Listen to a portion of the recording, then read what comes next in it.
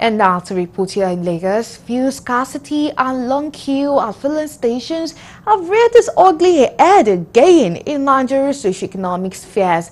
Traditionally, whenever Christmas season is approaching, there usually is scarcity of petroleum products and illegal increase in the pump price, which automatically affects prices of all essential commodities. Galaxy's news correspondent Labi Joseph filed in this report. One thing that Nigerians don't wish for now is scarcity of petroleum products because the level of inflation is high and scorching, and anything that could make it go higher could be suicidal.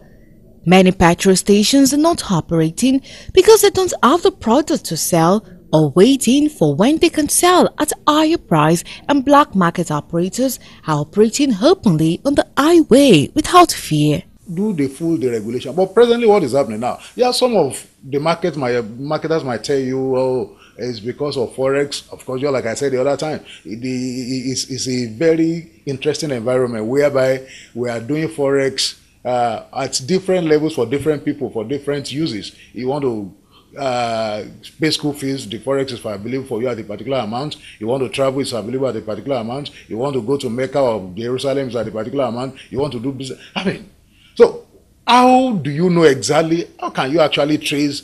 And so this proliferation of forex rate is what is causing some of this problem. For something that critical to the economy and to the lives of everyday Nigerians, when this type of scarcity happens, one would have expected that the government would respond very swiftly to provide explanations, provide assurances, and those assurances can go a long way in managing, the perception of Nigerians and how they therefore react. The issue of subsidy have generated different reactions from different quarters, while the federal government have in the last 7 years announced its removal more than 3 different times, which have affected increase in pump price. We really have no business being where we are.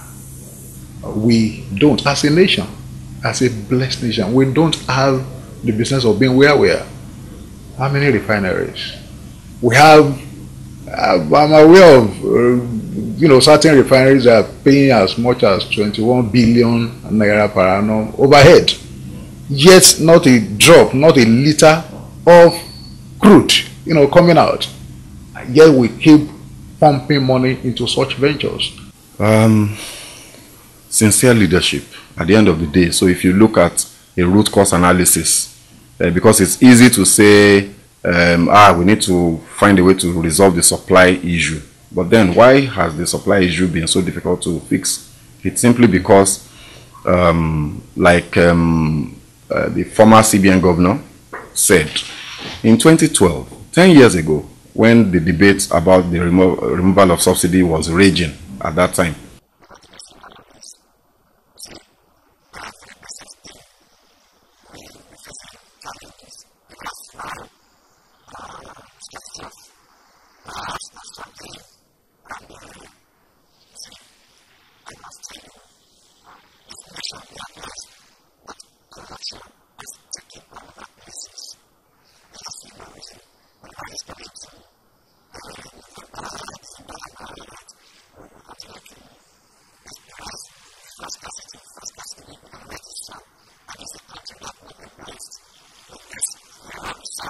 criminalization of illegal dealings in the oil sector and making the culprit to bear the consequences will go a long way to stabilize the sector, because most times the scarcity is artificial and perpetrated by marketers who want to make money.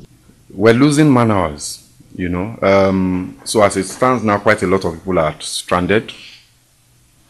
I was explaining to somebody this morning that there are two ways to know how bad the fuel scarcity is in Nigeria.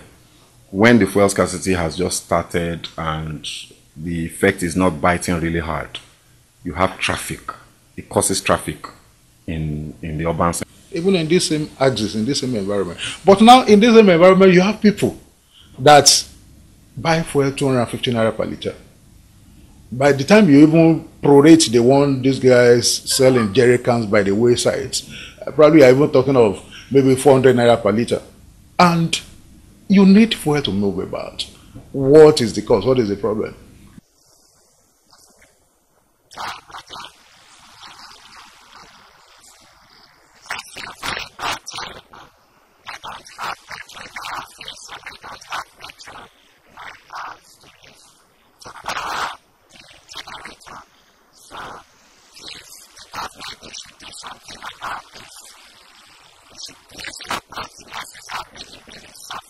Meanwhile, no matter the measure put in place to ensure steady supply of petroleum products in Nigeria, as long as the country solely rely on importing petroleum for the use of its citizens while the local refineries are lying, the problem shall persist and operators of black markets shall keep reaping.